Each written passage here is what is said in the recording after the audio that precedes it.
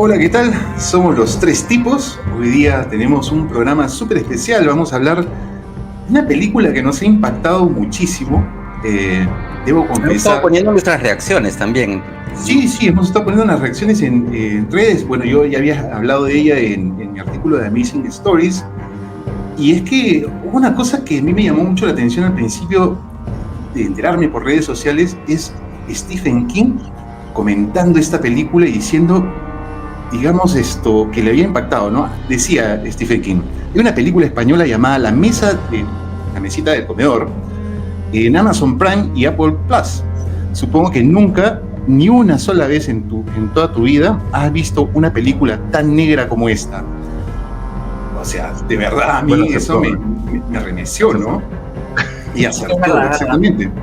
Y acertó, y definitivamente acertó, porque después uno se pone a buscar y dices, vamos a ver, ¿no? Esto, y te encuentras con los premios. Premio Brussels International Festival of Fantasy Film, San Sebastián Horror and Fantasy Film Festival, Fangoria Chainsaw Awards, Macabre International Horror Film Festival of Mexico, de México, A Night of Horror International Film Festival, esto lo voy a decir muy mal seguramente, Strasbourg European Fantastic Film Festival, Fantaspoa International Festival, Molins Film Festival, Fantastic Gore Festival. Son muchísimos premios y después veo La Mesita del Comedor y yo me quedé, de verdad, yo tengo problemas de ansiedad, me quedé muy ansioso, de verdad. Creo que todos hemos tenido eso. Yo no sabía que lo tenía hasta que la vi. Es una película que vas a recordar toda tu vida, definitivamente. Y hoy día tenemos una gran sorpresa. Hoy día tenemos a la mente maestra de La Mesita del Comedor, a Calle Casas. Hola, Calle Casas, ¿cómo estás? Hola, ¿qué tal? ¿Qué tal, Calle? ¿Cómo estás? Hola, ¿cómo estás? Qué felicidad tenerte aquí, de verdad. Igualmente, ¿no? Un placer hablar con vosotros. Ya os he comentado off the record que faltan las cervezas solo, pero un placer. Genial, Calle, queremos preguntarte cosas, un montón de cosas sobre la película. Y preguntadme sobre lo que queráis, contestaré todo, cualquier tema del mundo.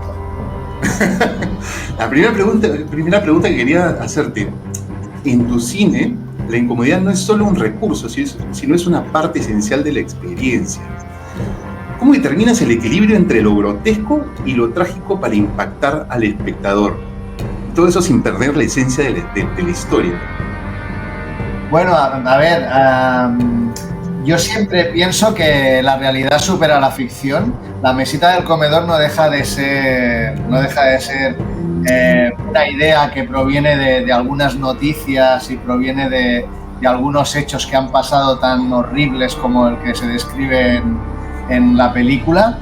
Y en la vida no es solo un género, hay varios géneros. Entonces a mí me gusta también combinar pues tragedia absoluta, drama absoluto, pues con puntos de humor negro, con personajes que podemos ser cualquiera de nosotros vistos en unas consecuencias horribles y horrendas que nos pueden pasar a cualquiera de nosotros.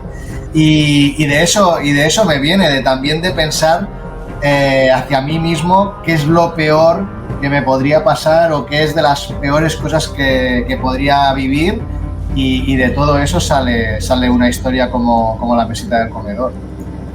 Justamente en La Mesita del Comedor me acuerdo al verla, en la escena, digamos, que están en el supermercado, la esposa, justamente que se encuentra con una amiga. Yo sentía que era muy cotidiana, esa escena me parecía súper increíble porque era cotidiana y bueno, ya lo mezclamos un poco con todo. Creo que ese para mí es un punto importantísimo de la película, la cotidianidad que tiene, los personajes yo los siento muy reales, personas que yo me puedo encontrar, ¿no? Y todas son situaciones súper creíbles, ¿no? O sea, desde que arranca la película, sí. Exacto. Sí. Sí, mira, es tan creíble que os explicaré una anécdota que me pasó en el festival de Rumanía. Un festival se llama TIFF Rumanía, que es un festival súper genial, donde pasamos la película en una sala con 1000 personas, una sala de cine enorme, y en el Q&A, en el coloquio final de cuando ya pasó la película, la última intervención fue de una mujer rumana, pero que hablaba muy bien nuestro idioma, y esa mujer confesó que a ella le había pasado algo casi idéntico a lo que pasa en la cocina del comedor. ¡Wow! ¿Qué? Fuerte. Sí, o sea, haré spoiler, pero bueno, ya sabéis lo que pasó. O sea que la mujer, como madre, pues le pasó lo que le pasa al padre en este caso. Y claro, nos quedamos todos alucinando, pero esto es un hecho que la mesita del comedor no va más allá de cosas que pasan habitualmente. Quizás no exactamente como yo la describo, pero estas tragedias suceden, así que con mucho cuidado porque el destino puede ser muy cruel con cualquiera de nosotros. Sí, Horrible. Claro, y es muy fácil que uno pueda sentirse identificado, ¿no? Con una situación similar. Claro, o sea, yo siempre digo que los monstruos en principio no existen, los fantasmas, los zombies, bueno, fantasmas sí, pero en otro sentido de la palabra, no existen. Lo que sí que existe es la mala suerte, el destino cruel, los accidentes, las tragedias, y entonces todos lo sabemos. Entonces, para mí, al menos para mí, es mucho más terrorífico eso que no que me persiga un monstruo en una película, porque claro. es que no va a Totalmente de acuerdo. ¿Y cómo nos podemos convertir en personajes tremendamente dramáticos en esas situaciones límites también? Por supuesto. Y de hecho, no sé vosotros, pero yo tengo historias de mi entorno, algunas de ellas terroríficas, y no porque sean hechos paranormales, simplemente porque son hechos tan normales que aterran. Exacto. Exactamente. Y quería hacerte una pregunta, Calle. El cine sin duda destaca por su capacidad de crear atmósferas, ¿no? En el caso de las películas de género, conseguir esa atmósfera en particular nos predispone a experimentar respuestas particulares que incluyen nuestros sentidos dentro de todo, ¿no? Y el sonido y el silencio en la mesita del comedor juegan un papel crucial para crear mucha tensión. ¿Cómo trabajaste el diseño sonoro para poder amplificar esa incomodidad y potenciar la atmósfera de la película? Esa comodidad que te abraza desde que inicia hasta que termina, no te suelta. Pues sí, es buena pregunta. O sea, tanto el diseño sonoro como la música que acompaña la historia, pues es algo muy, muy trabajado. No queríamos caer en los típicos clichés de película de terror, con los típicos sonidos de la mayoría de películas de terror. No queríamos caer en eso porque realmente La mesita del comedor no es una peli de terror, es una peli terrorífica, pero no es una peli de terror propiamente dicha. Entonces ese trabajo, junto a grandes profesionales como Albert Manera en el diseño de sonido o Bambiquina en la música, lo trabajamos desde un punto de vista muy mío. Yo, por ejemplo, con Bambiquina, que es la compositora, le dije que no quería caer en esa música terrorífica, que por ejemplo cuando pasa la gran tragedia con la mesita, pues lo que suena es una nana infantil, una canción infantil. Escalofriante esa parte. Y eso hace un contraste que para mí es horroroso, horrible, y es lo que queríamos transmitir. Y en el diseño de sonido lo mismo, o sea, cuando tenía que haber silencio, pues saber muy bien dónde poner un silencio, cuando tenía que haber los sonidos típicos de la casa, pues también, cuando tenía que erizarte la piel cuando escuchabas el walkie-talkie donde se oye el niño, intentar que todo eso fuese, al igual que la historia, algo muy normal, pero que lo acompañases pues con la magia del cine que tiene pues poner ese sonido en el momento clave. Y fue un trabajo duro, pero que se hizo gracias a grandes profesionales, como te he dicho. Te quiero preguntar, perdona, una cosita sobre Bambiquina. ¿Cómo es que, digamos, tú contactas con Bambiquina? Porque ella es su primera banda sonora. Además que ella dice que tú le das mucha libertad y que le permites trabajar incluso con, digamos, cosas cotidianas de la casa. ¿Cómo llegas a esa, digamos, decisión? Bueno, a Bambiquina la conocí en un festival de cine que se hace aquí en España. De manera casual, pues en la mesa donde cenamos nos pusieron uno delante del otro y nos conocimos allí y hubo mucho feeling ya personal. Y tiempo después, entre copas en Madrid, estábamos los dos un poco depres porque yo no podía hacer una peli y a ella no le salían los conciertos que ella quería y que se merecía. Y entonces nos pusimos a beber y en esa tertulia pues yo le expliqué que estaba escribiendo una película que se titulaba La mesita del comedor, que no sabía si la podría hacer nunca, que no tenía ni idea si se podía hacer, pero le expliqué la película. Y Bambiquina le encantó la historia, le pareció súper cruel y a partir de entonces me empezó a enviar música sin que supiésemos si algún día íbamos a hacer la peli o no. Yo sí que le prometí, digo, si algún día la hago te prometo que tú serás la compositora de la banda sonora. Pero ella me iba enviando música y esa música que me iba enviando de vez en cuando es la que después utilizamos en la película. Y esto estoy hablando que pasaron 3 o 4 años hasta que por fin pude hacerla. Y así fue nuestro encuentro. Y a partir de ahí, el entendimiento artístico entre ella y yo pues fue total. Y estoy tan contento de su trabajo que si consigo hacer más películas intentaré que sea Bambiquina la compositora. Excelente. El hecho de hacer películas es una de las cosas que también quería tocar, porque con los chicos, después de ver la mesita y quedamos absolutamente pues en shock, descubrimos muchos traumas, nacieron algunos también.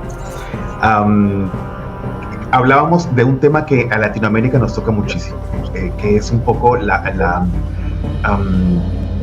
un budget reducido que a veces nos impulsa a tener mejores ideas. En Latinoamérica hemos aprendido a desconfiar mucho de estas películas de high budget con pura fórmula, entonces desconfiamos muchísimo y apreciamos mucho también cuando una película está hecha desde el minimalismo, ¿no? Pocos personajes, pocas locaciones y un diseño de producción muy funcional.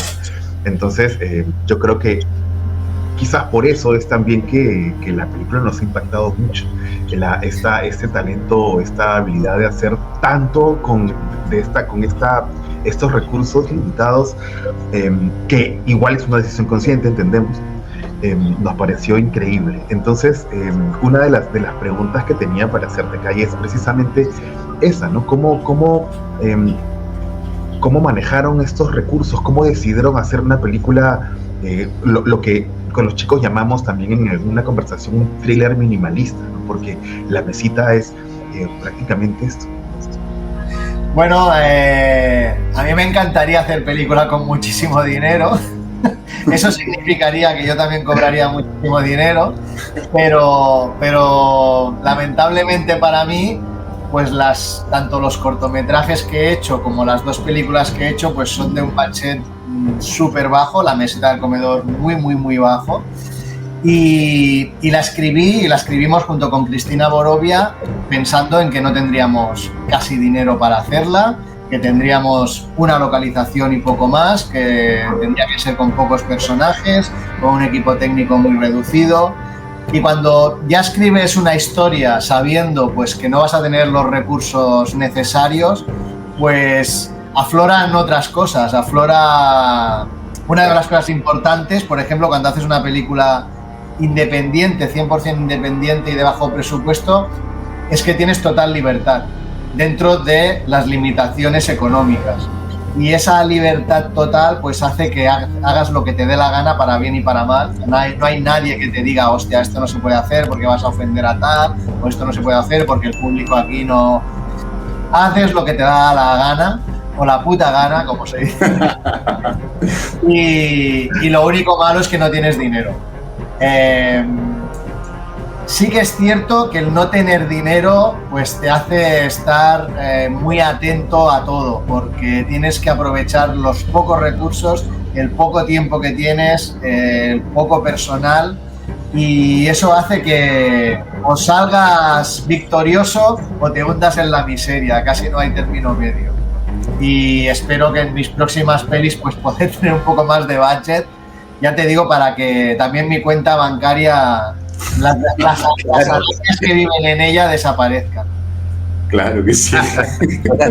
De hecho, el estar limitado por el presupuesto para desarrollar la película te exige y te lleva a optimizar tiempo, a optimizar recursos y a conseguir soluciones creativas para lograr lo que quieres hacer al final con la película, ¿no? Totalmente, y aparte quien nos esté escuchando que haya hecho cortometrajes o películas casi sin dinero, pues sabrá también que a pesar de ser director, pues trabajas de todo y te haces los cafés y recoges y limpias, y si tienes que aguantar la percha para sonido, pues eso también lo he hecho. Entonces es una escuela también, o sea, has pasado por todo, sabes cómo es el trabajo de todos, el respeto que tienes que tener para todos los miembros del equipo.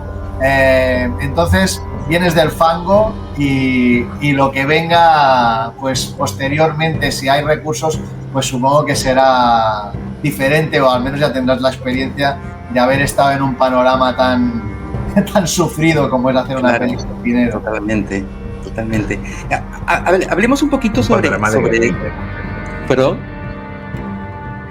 Hablemos un poquito de guerrilla, digo, y que nos permite desromantizar la idea. Perdón, Raúl, sí. Estoy cortando. Sí, no, dale. Decía que nos permite un poco desromantizar la idea del director que nos vende Hollywood, que también es una idea absolutamente falsa, que parte de un mercado al cual no existe en muchos de nuestros países. Y eso, a veces hacer cine es una actividad completamente física, es ir a la guerra. Es ir a la guerra, totalmente. Peor totalmente. Es ir a la guerra y saber que te vas a intentar disfrutar, pero saber que vas a empezar a tener problemas constantemente y tienes que esquivarlo o buscar soluciones. No te puedes quedar parado. Hablemos un poquito sobre un tema que habías tocado antes. Tú decías que, estrictamente hablando, La mesita del comedor no es una película de terror, es una película terrorífica, quizá, más bien, ¿no? Un poco como lo que decía César, es un thriller minimalista o una película de suspenso minimalista que lo que consigue es perturbarte, ¿no? Todo el tiempo. Ahora bien, los thrillers y el terror en general, creo que todos somos testigos de que nos está impactando todo el tiempo a través, sobre todo, de las plataformas de streaming, por ejemplo, ¿no? Que constantemente te dan productos que terminan siendo exitosos o no en festivales y en taquilla. A veces funciona, a veces no. Pero sigue existiendo, creo, es mi opinión personal, una brecha todavía entre lo que es el cine de autor y ese cine de género mucho más comercial, ¿no? ¿Cómo ves la posición actual del cine de terror dentro del panorama cinematográfico? ¿Hacia dónde crees que podría dirigirse? O sea, sí. Bueno, pues, a ver, el cine de terror, lo que es el cine de terror que hacen las grandes plataformas, las grandes productoras, el cine de terror, pues que se hacen las productoras que todos conocemos, A24, Blumhouse, etcétera. Pues hay de todo, hay cine de ese que no deja de ser más cliché y más copia y más de lo mismo. Es evidente, todos lo conocemos, pero es un cine pues con el que ganan mucho dinero, también porque tienen mucho dinero para promoción y tienen mucho dinero pues para llegar a todos los medios de comunicación, para llenar las salas con sus películas, y entonces hacen dinero y siempre hay un público que lo irá a ver, aunque sea, para mí, más de lo mismo, y es un cine que a mí me interesa mucho menos. Pero después hay otro cine que está saliendo que para mí es muy interesante y que yo sigo muchísimo, también de algunas de estas productoras, que es más arriesgado, que proviene de directores que son autores, como Ari Aster, por decirte algo, Demian Ruña en Argentina. Ese tipo de cine y ese tipo de nuevas voces en las que yo intento meterme, que queremos hacer un cine de terror diferente, mucho más amplio, sin cortarnos un pelo, sin autocensura, sin censura. Es mucho más complicado llegar a las grandes productoras con estas propuestas, porque las grandes productoras normalmente son muy conservadoras, pero sí que es cierto que poco a poco se va rascando y se va consiguiendo hacer un cine de género más de autor y más original y diferente al típico cine de sustos que a veces nos invade. Y un susto barato, ¿no? Sí. Claro, o la sangre hacía raudales, por sangre nada más, ¿no? O sea, a mí lo que lo que cada vez me atrae más es que me sorprendan, que ya he visto mucho cine de género, he disfrutado lo que hay que disfrutar, pues con todo, desde las matanzas de Texas hasta cine de sustos, hasta cine... Y ahora sí que, pues eso, ese tipo de cine como Hereditary, etcétera, es el que más me interesa. Claro, quizá porque, o sea, la Y es fórmula un es sido ahora que utilizada y reutilizada tantas veces que resulta mucho más complicado llegar a impactar en el espectador, ¿no? Sí, claro, sobre todo cuando ya se tienen ¿Sabes ciertas qué? edades, que ya has visto tanto cine, pues que es muy difícil, al menos a mí, que me sorprenda, me impacte, me dé miedo, me deje... Yo quiero, cuando voy a ver cine de terror, quiero acabar con mal cuerpo, o quiero haber vivido una emoción fuerte, que me vaya a casa y diga, me cago en la hostia, que mal me lo han hecho pasar, y que cuando me ponga a dormir me cueste apagar la luz porque me viene la película a la cabeza. Eso es lo que busco, y creo que buscamos todos los que somos fans del cine de terror. Claro, y sí o sea, que uno va para...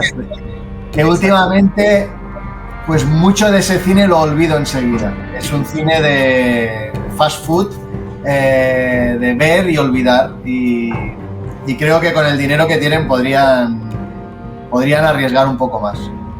Uno va para hacer... Y me pongo a pensar en cómo llegan las películas, por ejemplo, en el caso de ahora que mencionas a Demian Ruño, y ahora que hablamos de La Mesita, son películas que no llegan a ti por el póster, el merchandising, el muñequito, sino que alguien que sabe de terror te dice, huevón, tú no sabes lo que es la película que acabo de ver, está brutal.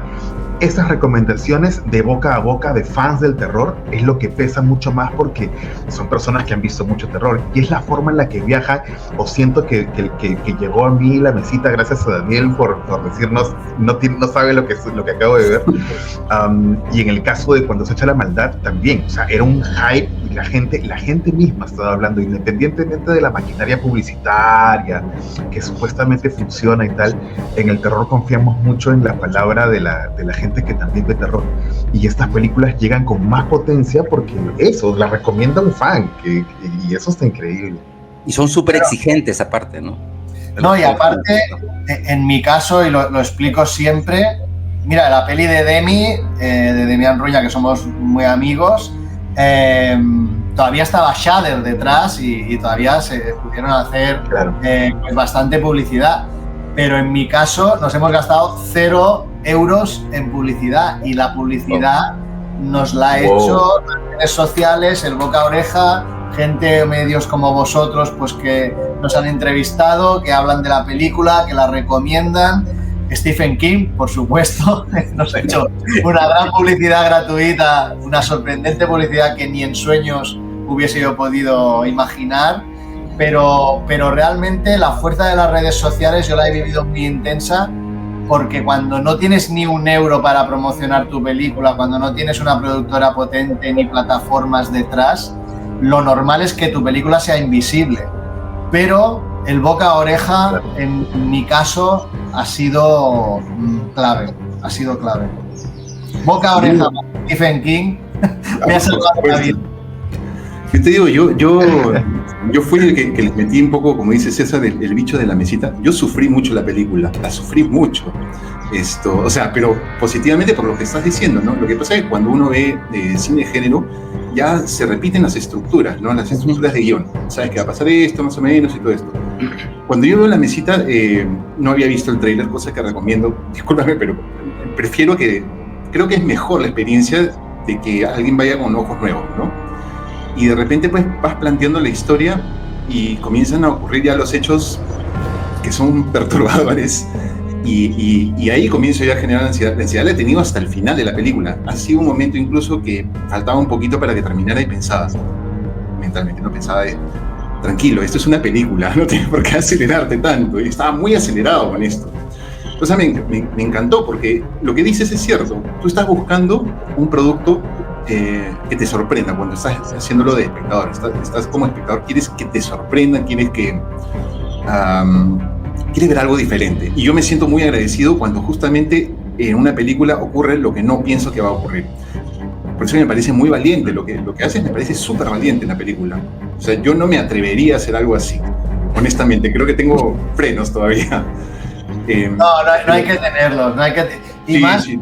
Yo, por ejemplo, esta película yo pensaba que sería, y no sé si lo será, espero que no, pero pensaba que sería mi última película porque no había manera de levantar proyectos. Yo hice mi primera película, se llama Matar a Dios, muy buena.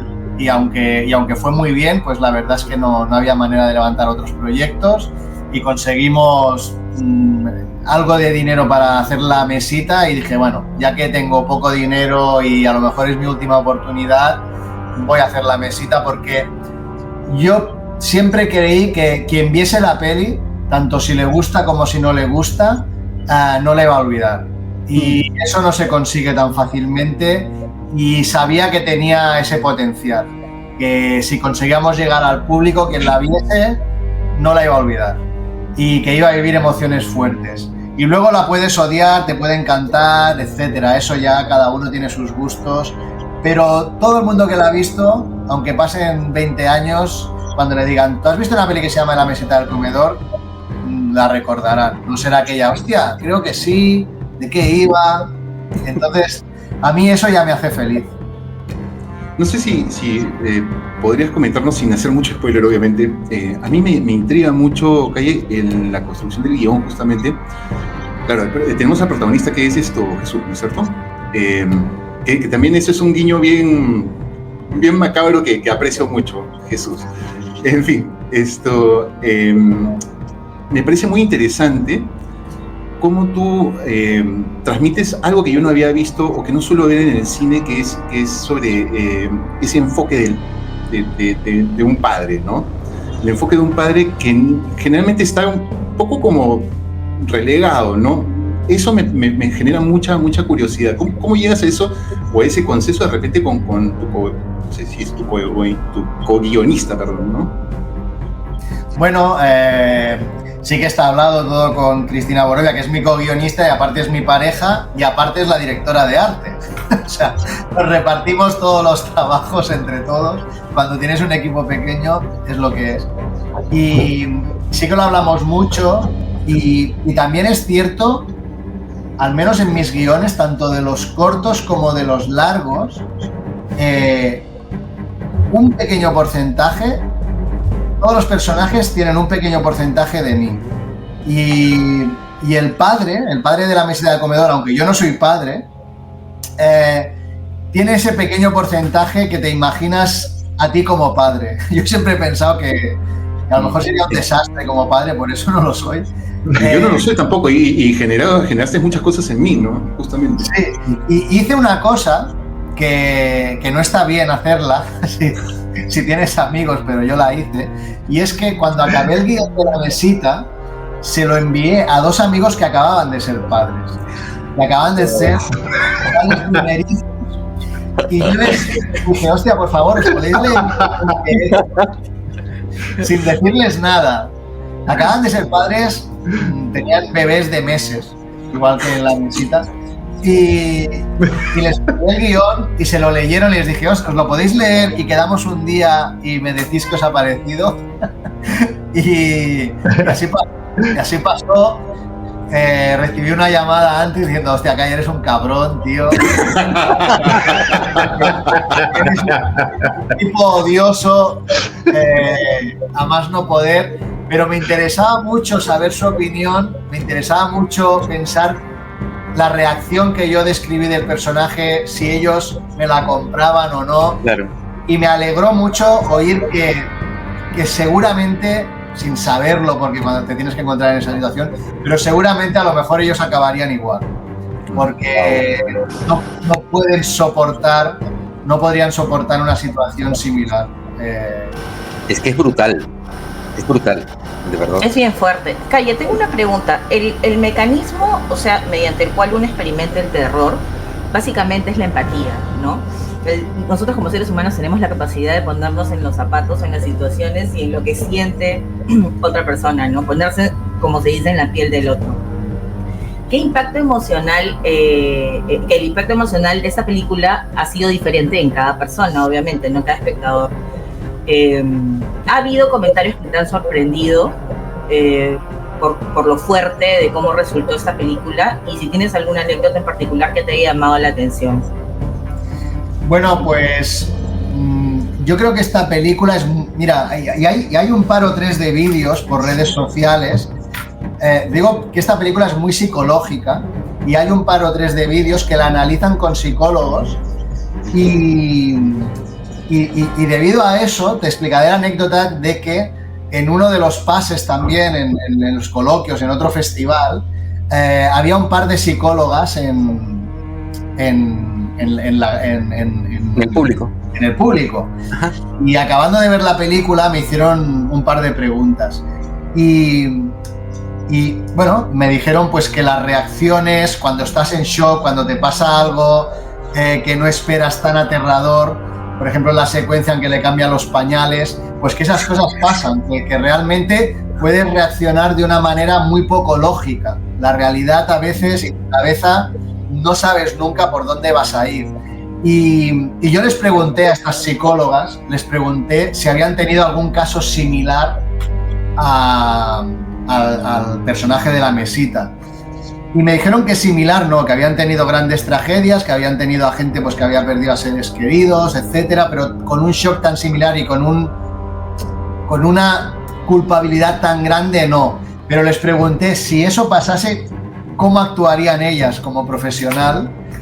Y me dijeron, realmente me reconocieron que era una situación insalvable, donde su trabajo sería que la persona no perdiese la cabeza, pero sabiendo que esa persona no iba a dormir nunca más, claro, de la misma manera. Y lo reconocieron como profesionales y es algo que me gustó oír, porque te das cuenta lo dura que puede ser la vida y que el infierno existe y el infierno está en nuestro alrededor. Claro, totalmente. Un poco en función de lo que estaba preguntándote, Jules, sobre el impacto que tiene la película en el espectador. En todas estas historias que juegan con la tensión psicológica, todos estos thrillers, la construcción de los personajes es como que esencial. Tú trabajaste me imagino, trabajaste con los actores para desarrollar los personajes, para que transmitan tanto realismo como inquietud, como absurdidad, porque hay situaciones que son muy, muy absurdas, ¿no? Y es un poco en la línea de lo que tú dices, o sea que uno puede reaccionar de formas muy descabelladas, ¿no? Sí. ¿Hubo algún proceso particular en la dirección de los actores para que el resultado sea el que podemos ver en la película?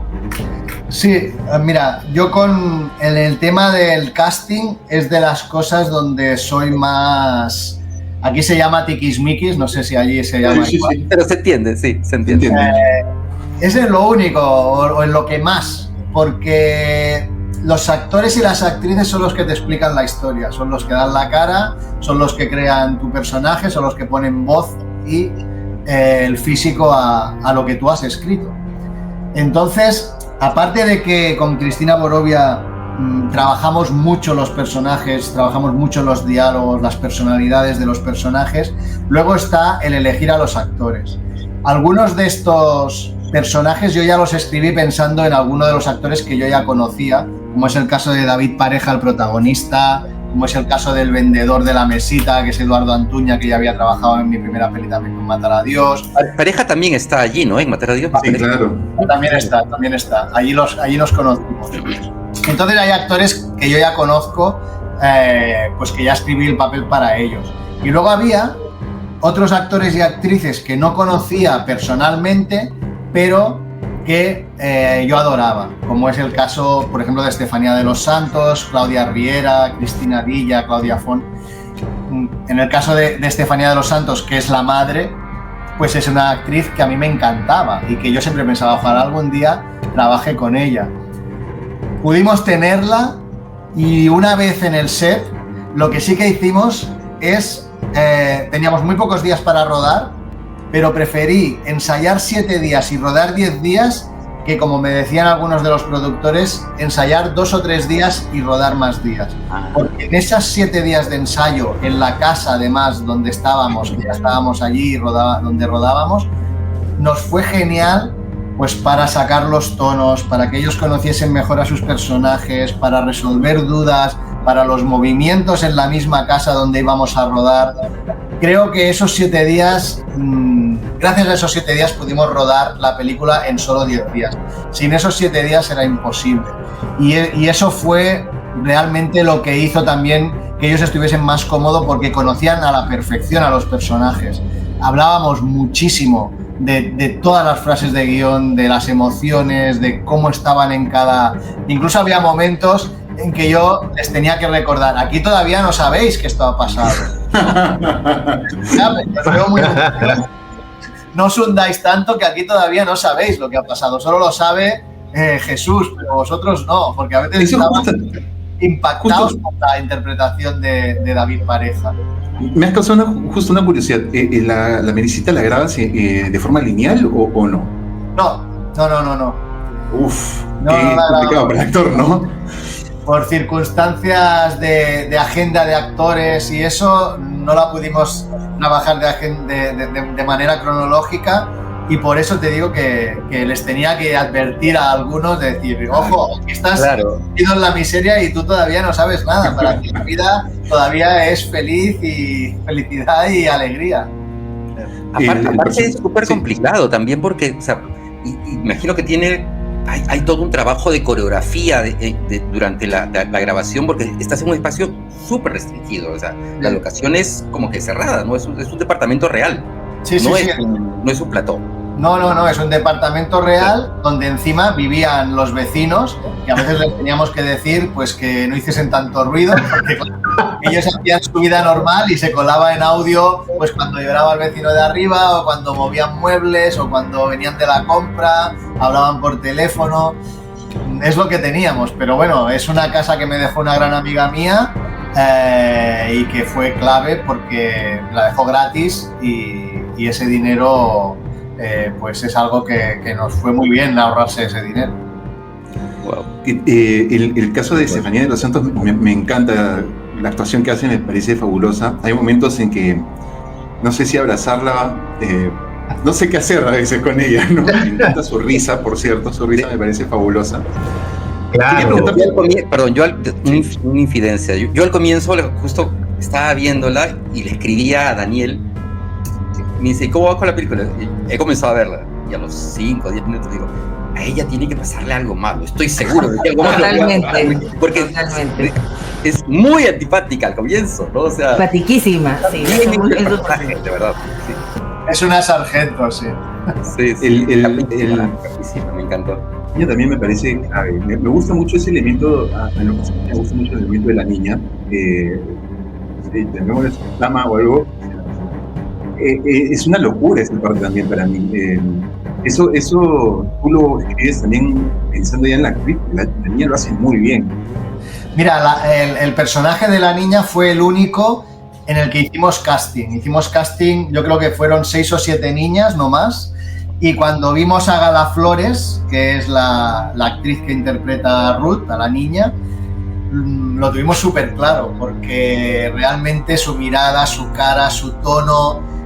piensa que en ese momento tenía 11 años. En la película se dice que tiene 3, pero es que tenía 11 años la actriz. Y era su primera película. Entonces tenía un papel muy complicado, y la niña realmente era espectacular. Gala es espectacular, porque cuando estábamos ensayando, estaba ensayando con David Pareja, que es el que hace Jesús, y cuando acabamos los ensayos me venía David para mí y me decía, hostia, Calle, esta niña me pone muy nervioso. Y yo le decía, pues esto está muy bien. Eso trata el juego. Sí, y ella, digamos, ella estaba enterada de todo el guión.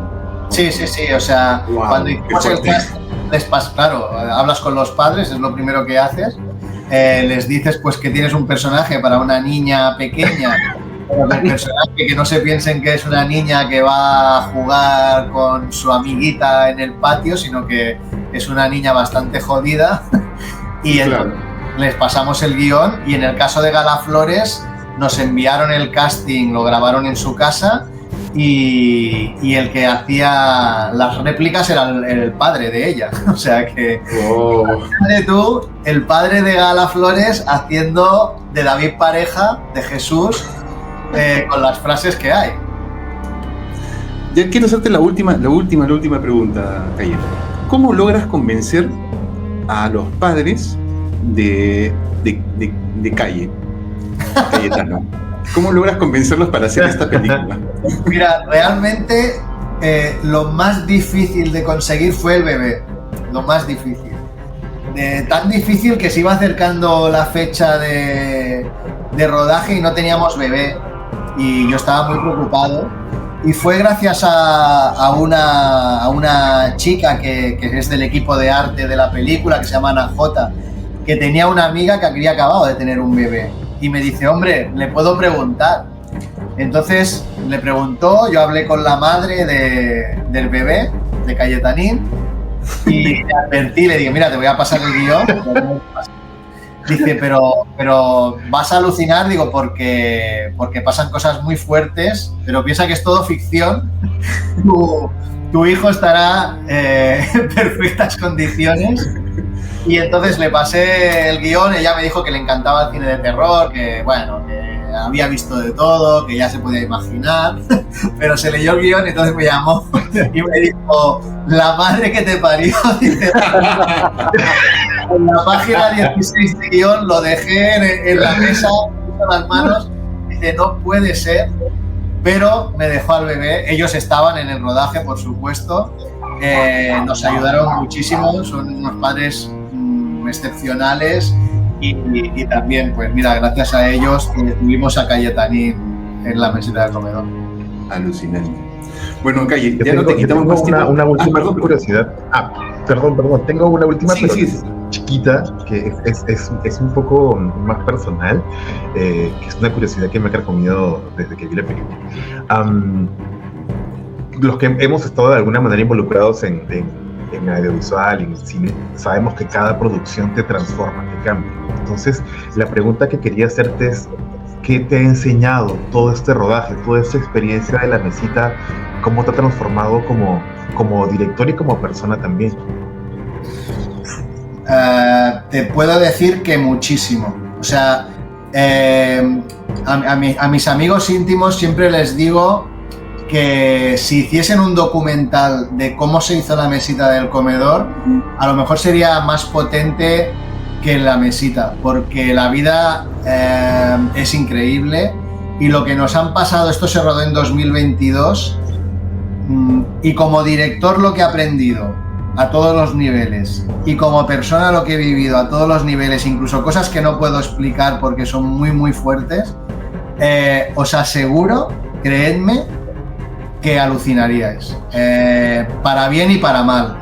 Nos han pasado cosas increíbles como que Stephen King pida ver la película y luego la aconseje a nivel mundial, y cosas horribles que no puedo ni explicar a unos niveles que me cuesta creer. Es así de fuerte, pero no estoy exagerando ni un pelo. O sea, yo soy otra persona. Desde antes de hacer la mesita hasta ahora, soy otro director, pero soy otra persona también. Muchas gracias, Calle, por ese tiempo que nos has dado. Desde aquí, creo que no soy el único, exijo que esta película se exhiba en cines en Perú. Yo también lo exijo. Por favor. Hay que exigirlo todos. Justamente para eso estamos aquí, para exigirlo. Y te agradecemos muchísimo, Calle, por este tiempo que nos has regalado. Ha sido de verdad muy emocionante escucharte y todas las respuestas y todos los datos que nos has dado, súper enriquecedor. Tu casa cuando quieras, Calle. Pues gracias a vosotros por hablar de la mesita, por darla a conocer. Peruanos con dinero que la compren y la exhiban, y así pues pueda traumatizar a unos cuantos vuestros. Ayudemos con los comentarios, compartiendo esta entrevista. Yo creo que si se hace el ruido que merece, que es como la película ha viajado, como llegó a nosotros, pues ahora ustedes tienen que hacer el ruido y encargarse de difundir, de dar like y de compartir esta conversación para que haga un impacto y que se pueda ver en el Perú de todo el mundo. Exacto, yo solamente quiero terminar así ya para decirles que, siguiendo con lo que dice César, arriésguense a ver este tipo de historias que aportan una visión mucho más jugosa de lo que es el cine de género, ¿no? Y dejen de ver, por favor, las películas comerciales que todo el mundo ve. Apago mi micro para no molestar. Bien, muchas gracias a todos los que muchas gracias a todos los que nos han visto el día de hoy. Dejen su like, comenten, vayan, busquen la película está en Movie, está ya entrando en plataformas de streaming. Por favor, háganlo o si no, pues compren la película para verla en cines. Yo me muero de ganas de verla en cines. Que la estrenen en Perú y me inviten, que no. Claro, eso sería genial. Y nos tomamos las cervezas aquí también. Ahora, ahí. Yo soy un gran bebedor de cerveza. Somos. Nosotros también. Muchas gracias. Listo, gracias, Calle. Chao, Calle, gracias. Gracias. Chao.